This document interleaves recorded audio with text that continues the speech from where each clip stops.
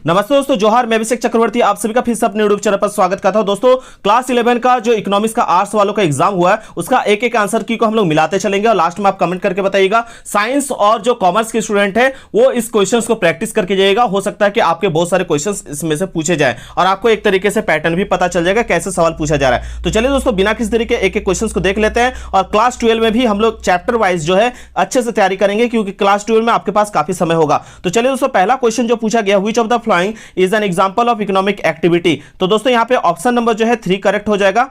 Teach in a school, क्योंकि इसमें जो है आपको किस लिए काम करते हैं, इसमें आपको पारिश्रमिक मिलता है इसलिए आप इस पे काम करते हैं। ठीक है, तो विद्यालय में पढ़ाना जो है आपका हो जाएगा। ठीक है, बाकी कोई भी जो है आपका इकोनॉमिक एक्टिविटी नहीं है क्योंकि यहां पे सेल्फ के खुशी के लिए, आप अपने आनंद के लिए और अपनी जो है अनुष्ठान के लिए जो आप कर रहे हैं और जो है इनकम के लिए जो कर रहे हैं वो आपका इकोनॉमिक एक्टिविटी में आएगा। तो विद्यालय में पढ़ाना इकोनॉमिक एक्टिविटी हो जाएगा। ठीक है, नेक्स्ट क्वेश्चन क्या पूछा गया है, what is studied under statistics. ठीक है, तो यहाँ आपका करेक्ट आंसर क्या हो जाएगा, चाहे आप कलेक्शन ऑफ डेटा हो, classification of data, analysis of data, all of this जो होगा यहाँ पे आपका करेक्ट आंसर हो जाएगा। इनमें से जो है सभी यहाँ करेक्ट आंसर हो जाएगा, चाहे आंकड़ों का संग्रह हो, आंकड़ों का वर्गीकरण है या आंकड़ों का विश्लेषण। ठीक है, नेक्स्ट क्वेश्चन की ओर चलते दोस्तों, पूछा गया economics is the study of man in ordinary business of this statement is whose economics. ठीक है, तो दोस्तों ये किसका स्टेटमेंट है, ऑप्शन नंबर 3 करेक्ट हो जाएगा, अल्फ्रेड मार्शल का। ठीक है, नेक्स्ट क्वेश्चन की ओर चलते हैं। देखिए यहाँ पे हिंदी में भी लिखा गया, अर्थशास्त्र जीवन के कारोबार के संदर्भ में मनुष्य का अध्ययन है, यह कथन किस अर्थशास्त्री का है,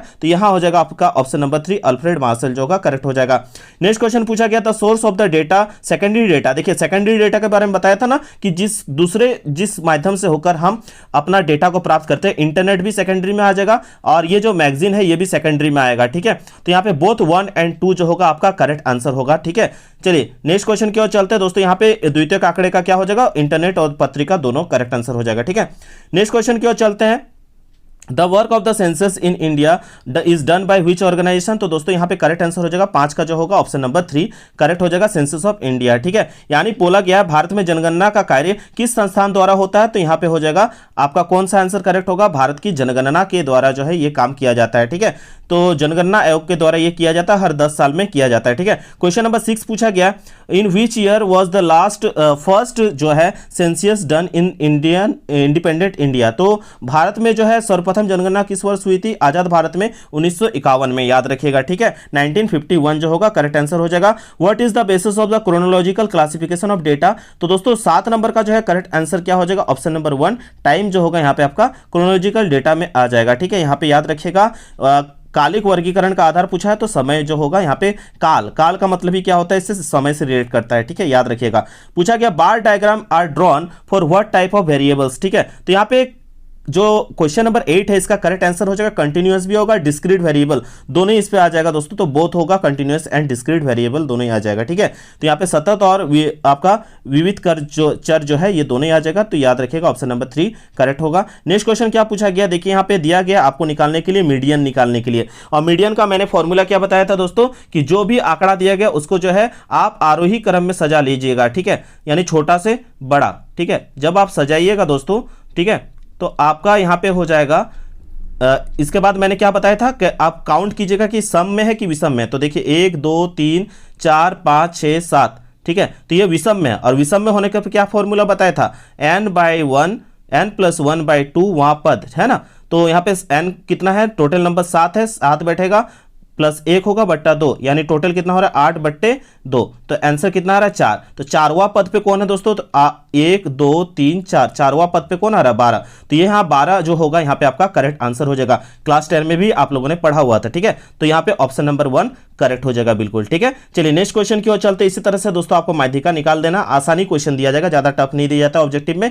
नेक्स्ट क्वेश्चन नंबर 10 में बोला गया what is the variable with the highest frequency is called. ठीक है, तो क्या कहते हैं दोस्तों, इसको हम लोग कहते हैं मोड कहते हैं। ठीक है, नेक्स्ट को यहाँ पे देख सकते हैं पूछा गया सर्वाधिक बारंबारता वाला चर क्या कहलाता है, जब आप एक आंकड़ा को लगाते हैं, सीरियली चढ़ाते हैं और उसके बाद जो सबसे ज्यादा रिपीट होता है उसको जो है हम लोग क्या मानते हैं, बहुलक मानते हैं, उसको क्या मानते हैं, बहुलक मानते हैं। नेक्स्ट क्वेश्चन पूछा गया which of the flowing averages divides the given data into equal parts. तो दोस्तों इक्वल पार्ट का बात किया यहाँ पे। ठीक है, तो निम्नलिखित में से कौन सा औसत दिए गए आंकड़ों को 2 बराबर भागों में जो विभाजित करता है, तो यहाँ पे आप आपका 11 का करेक्ट आंसर हो जाएगा माध्यिका, मीडियन जो होगा यहाँ पे करेक्ट आंसर हो जाएगा। ठीक है, देखिए 2 बराबर बोला है इसलिए माध्यिका होगा। ठीक है, रेंज निकालना तो आप लोग को मैंने बताया ही था। ठीक है, रेंज का मतलब क्या बताया था, दुकान गए और आप दुकानदार से पूछे कि कपड़ा दीजिए तो वो बोलेंगे कितना रेंज का, तो आपको एक मिनिमम नंबर बताएगा 500 से 600, यानी मिनिमम नंबर आपको बताएगा ना। तो मिनिमम नंबर के बीच का हम क्या करते हैं, डिफरेंस कर देते हैं। तो मिनिमम नंबर जो है और मिनिमम और मैक्सिमम आप बताइएगा ना कि 500 से 600 रेंज का, तो आपने मिनिमम बता दिया 500 और मैक्सिमम बताया दिया यहाँ पे 600, तो मिनिमम मैक्सिमम के बीच का डिफरेंस जो है रेंज कहलाता है। ठीक है, उसको हम पारस कहते हैं। तो यहाँ पे मिनिमम जो सबसे कम है दोस्तों यहाँ पे कौन है और सबसे ज्यादा कौन है, सबसे कम है 15 और सबसे ज्यादा है 200, तो 200 में से हमको 15 घटा देना है, तो मेरा आ जाएगा 185, आंसर जो होगा करेक्ट हो जाएगा। 185 कौन सा ऑप्शन है दोस्तों, ऑप्शन नंबर 2 जो है करेक्ट हो जाएगा। तो इसी तरह से दोस्तों आप लोग को पारस निकाल लेना है, सबसे कम बड़े वाले से सबसे कम वाले को घटा देना है और पारस निकल जाएगा। ठीक है, 30 नंबर देख सकते हैं दोस्तों, बोला गया the value of the mean deviation in the minimum when it is calculated by, तो दोस्तों यहाँ पे आपका हो जाएगा ऑप्शन नंबर 4 मीडियन होगा। ठीक है, नेक्स्ट क्वेश्चन की ओर चलते हैं, यानी इसका आंसर क्या होगा, माध्यिका जो है करेक्ट आंसर होगा। माध्य विचलन का माप निम्न में से होगा, इसकी गणना माध्यिका से की जाएगी। ठीक है, याद रखिएगा। क्वेश्चन नंबर 14 देख सकते हैं, बोला गया standard deviation and the arithmetic mean of data respectively दिया हुआ है, the value of the coefficient variation निकालने के बोले। कोफिशिएंट वेरिएशन जो है इसको निकाल लेंगे हम लोग आसानी से। ठीक है, इसको कैलकुलेट कीजिएगा तो आपका कितना आ जाएगा दोस्तों, 32 जो होगा परसेंट। यहाँ पे परसेंट निकालने के लिए 100 बैठाते हैं ना साथ में, है ना, और आपका मिनिमम और मैक्सिमम वैल्यू तो दे दिया गया। इन दोनों का परसेंटेज निकालने का फॉर्मूला तो जानते हैं, सबसे ऊपर में रखेंगे कम को, सबसे ज्यादा नीचे, और उसका परसेंटेज निकाल देंगे तो आपका हो जाएगा 32%। तो 32% कहाँ है दोस्तों, ऑप्शन नंबर 4 पे। ठीक है, तो इसी तरह से जो आप माध्य विचलन निकाल लीजिएगा परसेंटेज वाला। नेक्स्ट क्वेश्चन दोस्तों देख सकते हैं, यहाँ पे आपका दिया गया 17 पे, who is credited with the development of rank correlation. तो रैंक कोरिलेशन का बारे में याद रखिएगा, स्पेयरमैन जो है इसके बारे में श्रेय दिया जाता है। स्पेयरमैन को किसको दिया जाता है, स्पेयरमैन को जो है कोटि सहसंबंध का श्रेय दिया जाता है। स्पेयरमैन का क्या रूल होता है आप लोग नीचे कमेंट करके बताइएगा। नेक्स्ट क्वेश्चन पूछा, question number 18, which of the flowing index number measures the changes in the retail price. ठीक है, तो 18 का जो है करेक्ट आंसर क्या हो जाएगा, 18 का करेक्ट आंसर होगा आपका यहाँ पे कंज्यूमर प्राइस इंडेक्स जो होगा ये करेक्ट आंसर हो जाएगा। यानी बोला गया है निम्न में से कौन सा सूचकांक खुदरा कीमतों के औसत का परिवर्तन की मापता है दोस्तों। तो यहाँ पे आपका करेक्ट आंसर क्या होगा, यहाँ पे आपका करेक्ट आंसर हो जाएगा यहाँ पे उपभोक्ता कीमत सूचकांक जो है ऑप्शन नंबर 4 यहाँ पे करेक्ट आंसर हो जाएगा। ठीक है, बिल्कुल सही किया है जो इसका स्टूडेंट का यहाँ पे है। नेक्स्ट क्वेश्चन पूछा गया है, which is the used of the weight in calculation of purchase index number. तो 19 का जो है करेक्ट आंसर हो जाएगा option number 2 quantity of current year. ठीक है, यानी पैसे से कीमत सूचकांक किसे भार के रूप में प्रयुक्त किया जाता है। तो दोस्तों यहाँ पे आपका जो 19 का करेक्ट आंसर हो जाएगा वर्तमान वर्ष की मात्रा को। ठीक है, नेक्स्ट क्वेश्चन नंबर 20 बोला गया, which of the flowing index number is called index of the substance.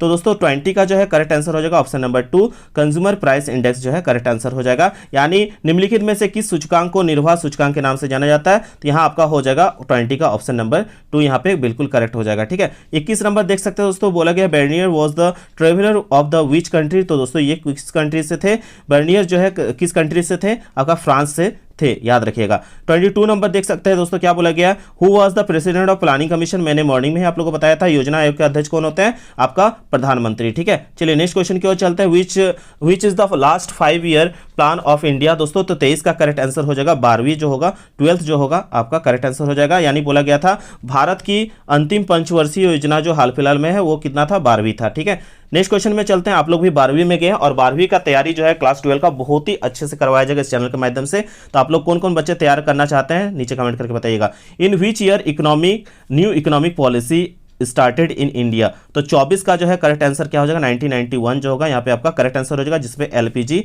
आया था। उस समय में भारत के वित्त मंत्री कौन थे, आपका मनमोहन सिंह जी थे। लिबरलाइजेशन, प्राइवेटाइजेशन और ग्लोबलाइजेशन का बात किया गया था उस समय में। ठीक है, नेक्स्ट क्वेश्चन जो है भारत की औद्योगिक नीति तो पता चल गया 1991।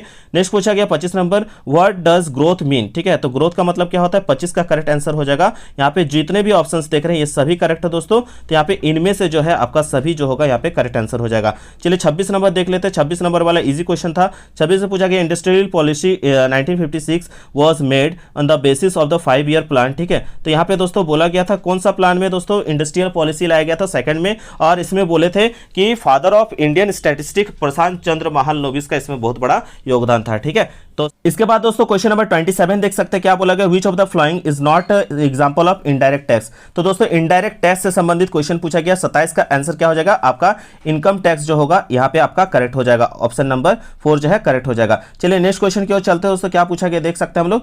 नेक्स्ट क्वेश्चन में बोला गया है निम्नलिखित विच of the following countries is the largest producer of cotton. ठीक है, तो निम्न में से कौन सा देश विश्व के कपास का सबसे बड़ा उत्पादक देश है दोस्तों। तो यहाँ आपका 28 का जो है करेक्ट आंसर हो जाएगा आपका, यहाँ पे कपास का पूछा है तो इंडिया हो जाएगा यहाँ पे करेक्ट आंसर।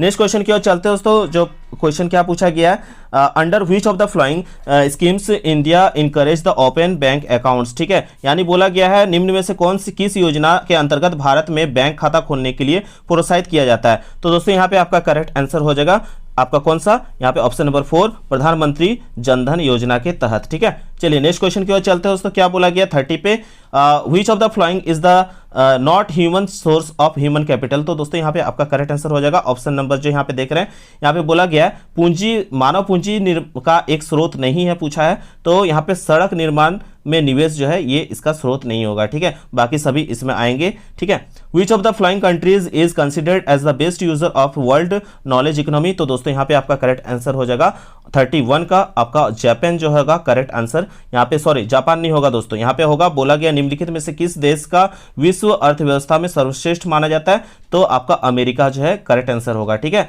यहाँ पे अमेरिका जो है बिल्कुल करेक्ट आंसर है। नेक्स्ट क्वेश्चन की ओर चलते हैं दोस्तों, 32 पे क्या बोला गया, यहाँ पे which of the following is the factor of the property. कौन सा कारक है, तो यहाँ पे चाहे अनएम्प्लॉयमेंट हो, आपका पॉपुलेशन ये हो, तो सबसे बड़ा जो है यहाँ पे आप देख रहे हैं इनमें से जितने भी ऑप्शंस है पूछा गया था निम्नलिखित में से निर्धनता का एक कारक कौन सा है। तो एक कारक दोस्तों बोले तो यहाँ पे एक कारक बोला गया, लेकिन यहाँ पे ऑप्शंस में सभी ऑप्शंस जो है आपका करेक्ट है।